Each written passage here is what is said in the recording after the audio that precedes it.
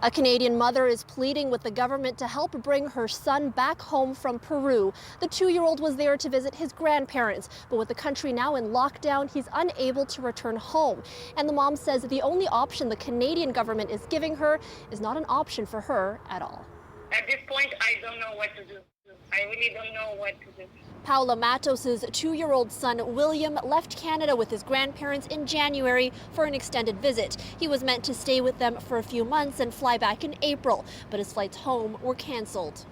Peru is one of the most hard-hit countries when it comes to COVID-19. Back in March, authorities announced the suspension of all commercial flights in and out of Peru, leaving thousands of Canadians stranded. The federal government has been organizing repatriation flights. The problem for Matos is that Canadian authorities are only allowing one grandparent to accompany William on a flight home.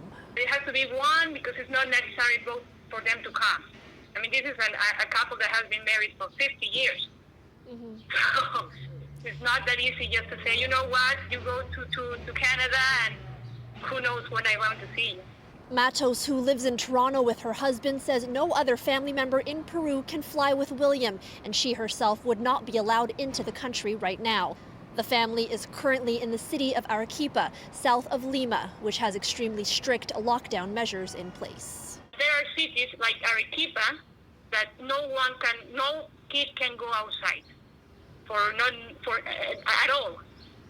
There are other cities where kids are available, but right now in Arequipa, my son cannot be even going outside. Not even for an hour a day? Not even, no, not where he is. There are other cities in Peru that yes, but not where he is. There's still, lots of Canadians that need help. Now they're not looking for a handout. They're just looking for a hand up to get to the safety of Canada.